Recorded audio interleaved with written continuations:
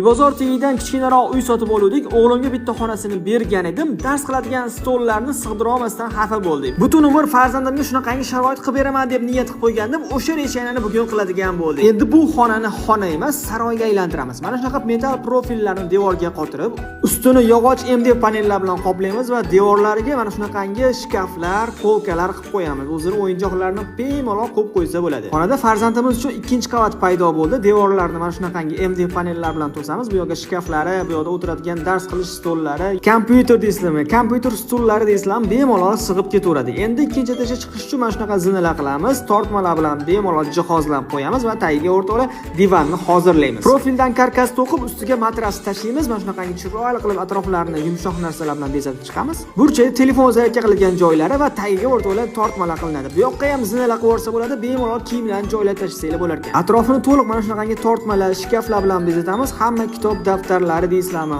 kerakli narsalarni bemalol sig'ib ketaveradi. Yetmaganiga xonani burchagiga shkaf yasaymiz. Patologga bo'lsa, konditsioner uchun joy va bu yoqda ana shunaqa katta shkaf. Chiroyli ko'rinish uchun led chiroqli ham o'rnatamiz va razdijnoy oynali eshiklar orqali ochib yopiladi. Agar farzandinglar ikkita bo'lsa, pastda ham mana shunaqa dars qiladigan joylar, kutubxonalari bemalol yetadi. Xonadagi ikkinchi qavatga bo'lsa, mana shunaqangi narvon yoki bu tomondagi zinalar orqali bemalol chiqib tushsa bo'ladi. Farzandiga shunaqangi xona niyat qilgan do'stlarimizga videoni yuborib qo'ying.